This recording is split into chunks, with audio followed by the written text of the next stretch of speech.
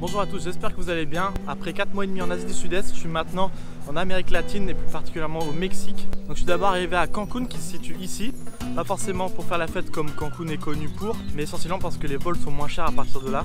Et là mon idée c'est de partir de Cancun et aller jusqu'à Guatemala en à peu près 2 mois. Et pour pimenter un peu le tout, je me suis donné comme défi de tenter le stop et de voir si ça me plaît après du coup par la suite et de continuer. La raison principale c'est que ici en Amérique latine ils parlent espagnol donc c'est déjà plus simple pour communiquer. Et c'est vrai que depuis que je me passionne pour le voyage, le stop ça m'intrigue de plus en plus d'aller vraiment vers l'inconnu et de suivre un peu son chemin au travers de ce qui se présente sur ta route. Et donc ça y est, me voilà parti de Cancun, je commence à faire du stop et là je peux dire que c'est vraiment le moment où je suis sorti le plus de ma zone de confort. J'ai eu cette idée depuis longtemps, donc c'est vrai que je l'ai déjà préparé mentalement, j'avais lu pas mal de choses sur les risques, le fait d'attendre longtemps et cette fois de ne pas pouvoir mettre son sac dans une soute. Donc voilà, je commence à me mettre en place là au bord de la route, j'ai repéré un coin qui semblait idéal. Et c'est vrai qu'à ce moment-là, on a l'impression que tout le monde nous fixe et c'est un sentiment assez particulier. Donc t'essayes de sourire pour donner une bonne image, mais c'est vrai que c'est quand même assez perturbant la première fois. Et après à peine quelques minutes, directement les doutes commencent à arriver. Parce que je pense qu'on a juste l'habitude d'attendre le bus ou le métro. Donc là, quand tu vois 50 voitures passer et qui auraient pu te prendre, tu commences à te dire qu'il y a un truc qui marche pas. Mais c'est à ce moment-là où il faut bien te remettre dans le contexte. Tu dis que tu fais du stop et donc que tu as peut-être qu'1% de chance d'être pris, quoi.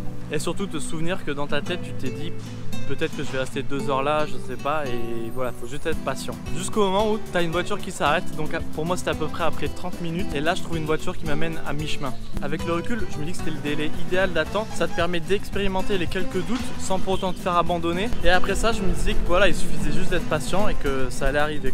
Il faut dire que les prochaines fois étaient beaucoup plus simples parce qu'avec la confiance qu'on a, déjà de une on est beaucoup moins gêné au bord de la route. Puis t'as l'impression d'essayer plein de techniques pour essayer d'arrêter les gens, mais au final tu sais même pas si ça marche vraiment. Enfin bref, une fois que les deux m'ont déposé, je veux continuer et faire la deuxième partie de la route. Quand à ce moment-là, une mère de famille néerlandaise vient à ma rencontre et m'invite à déjeuner alors qu'ils vivent dans un camping-car avec toute sa famille. Et donc comme à ce moment-là, mon but c'est vraiment d'être dans la mentalité de l'autostop et de suivre un peu les choses qu'on me proposera et d'éviter de dire non. Donc sans trop réfléchir, je dis oui et je découvre leur petit campement assez sympa. Et après dans l'après-midi, elle me prêtera même son matériel de snorkeling et me voilà parti à 5 km de la plage avec mon matériel rose à faire du stop pour y être plus vite. Après dans l'eau il était un peu tard donc j'ai pas des très belles images parce que c'était assez sombre, mais je me suis pris une averse, j'avais vraiment jamais vu ça.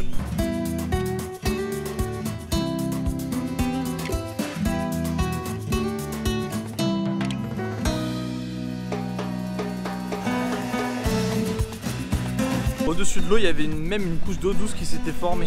Et au moment de la route retour, en fait, comme j'étais déjà trempé en maillot de bain et qu'il faisait pas spécialement froid, je rentrais et ils me fixaient tous à se demander ce que je faisais sous la pluie, mais c'était plutôt marrant.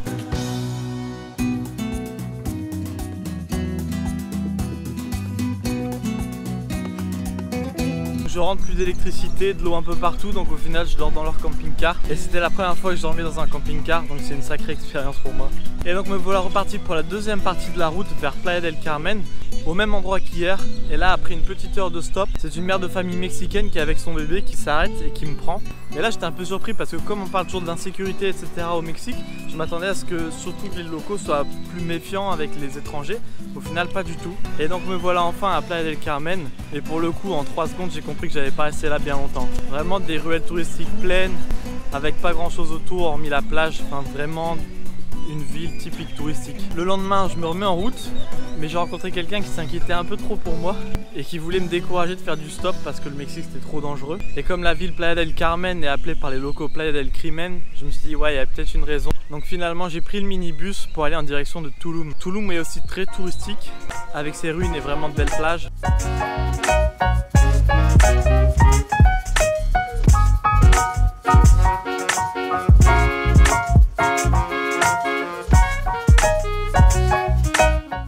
Mais je suis resté là uniquement pour faire les cénotes. En fait ce sont des espèces de grottes sous-marines où le toit s'est effondré et ça donne des formations assez jolies. Et il y en a plus de 200 rien que dans cette région du Mexique. Et pour le coup ça c'est vraiment magnifique parce qu'au-delà de ce qu'on voit à l'extérieur, quand on va sous l'eau c'est parfois encore plus impressionnant.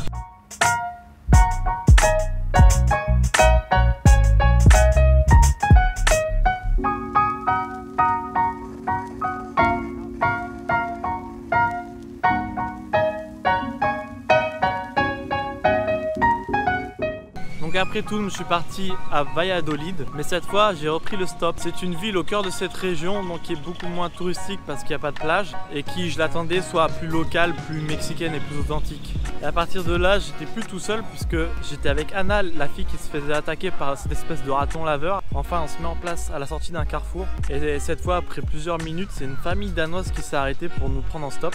Et ils se rendaient aussi à mi-chemin en direction de la ruine archéologique de Koba. C'est pas quelque chose qu'on avait prévu, mais quitte à se faire déposer exactement à un endroit où il y a quelque chose à faire, pourquoi pas.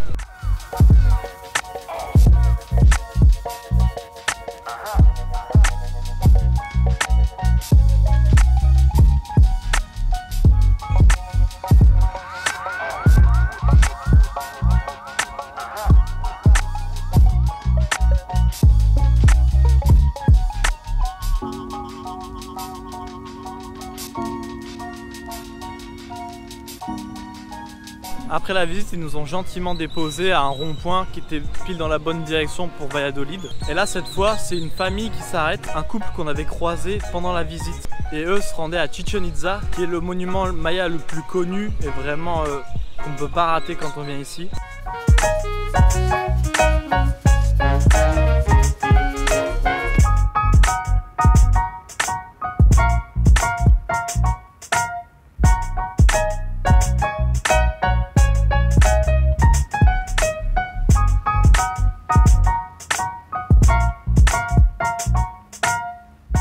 Je pense que c'est un incontournable, mais c'est pas non plus à couper le souffle.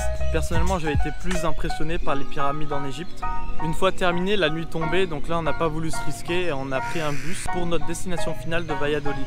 Et je veux dire que cette petite ville vaut vraiment le détour, on se sent vraiment et enfin au Mexique.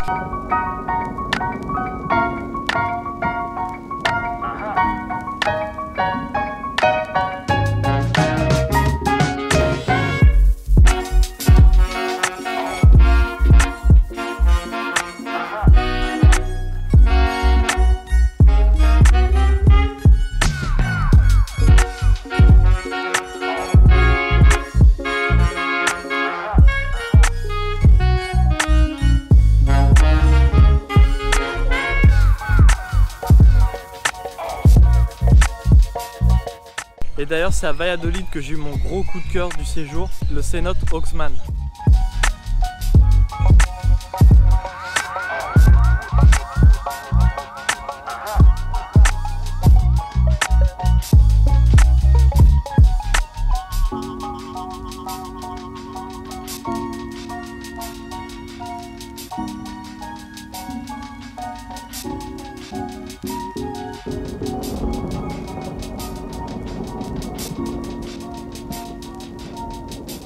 J'avais pu emprunter le masque d'un gars qui faisait de la sécurité, mais j'aimerais vraiment revenir avec du matos complet. Ensuite direction le nord au lac Rose.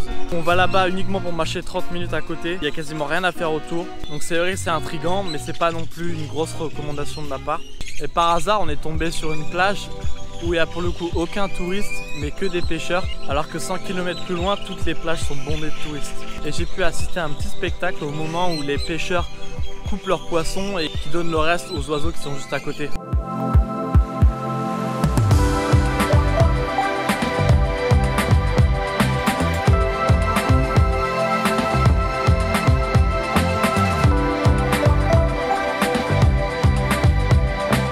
Et là, comme on est paumé au nord et que le bus repart que dans 2 heures, on s'est mis en direction de la ville juste à côté. Et on arrive à Rio Lagartos. Et c'est là que j'ai vu un crocodile pour la première fois.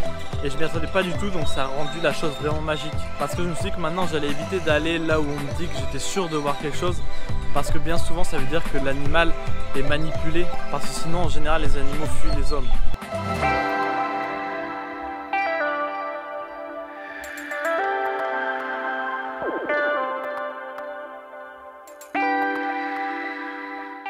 Après Valladolid, on est parti en direction de Mérida, qui est la grande ville avec Cancun de cette région. Et cette fois, on a fini à l'arrière d'un camion de marchandises. Et c'est vrai qu'avec le stop, on peut avoir tendance à dire oui à la première personne. Parce que comme on a attendu 1 heure, on attend que ça, c'est de partir de notre carrefour. Mais là, c'est vrai que j'avais pas trop vu le gars, c'est Anna qui l'avait trouvé.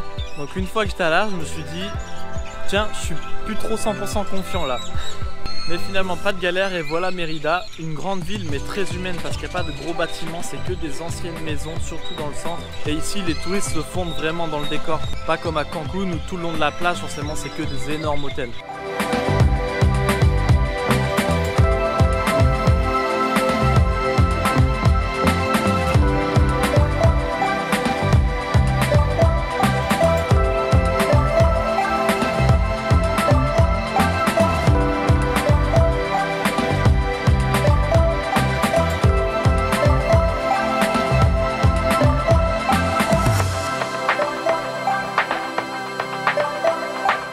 lendemain a eu aussi son petit lot de surprises. Nous partons en direction d'Izamal, mais cette fois comme on était au cœur de Mérida, trop compliqué de partir en stop, on s'est décidé à prendre le bus. Izamal, c'est un village très sympa, assez vite fait.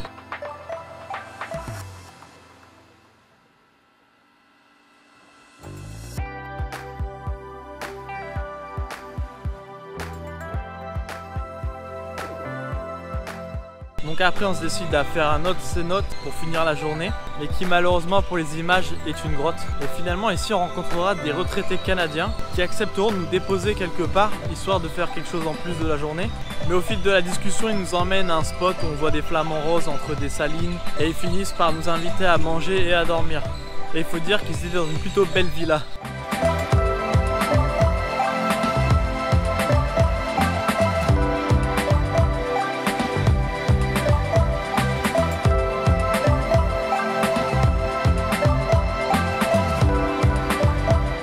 Le lendemain, retour à Mérida pour reprendre nos affaires et là direction Bacalar où je suis actuellement. Que cette fois on a fait en bus qui nous a pris 8 heures.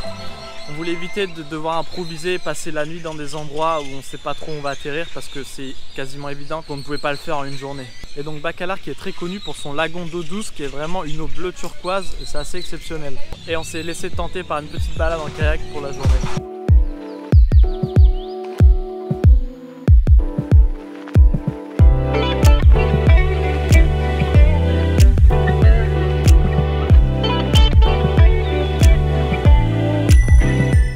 Voilà ce qui conclut un peu mon séjour au Mexique.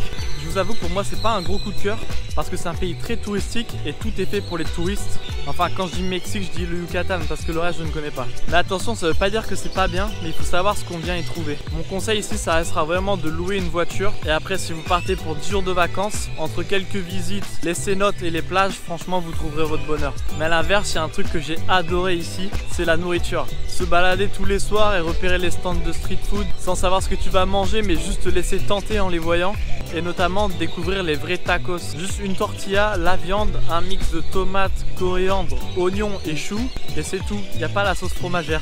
Et après le fameux dessert, les marquesitas qui sont comme des crêpes sauf qu'elles sont croquantes comme la gaufre d'un cornet de glace. Enfin voilà ce que j'avais à vous dire. Si vous avez aimé la vidéo, n'hésitez pas à la partager et n'oubliez pas de vous abonner pour voir la suite. Allez, ciao!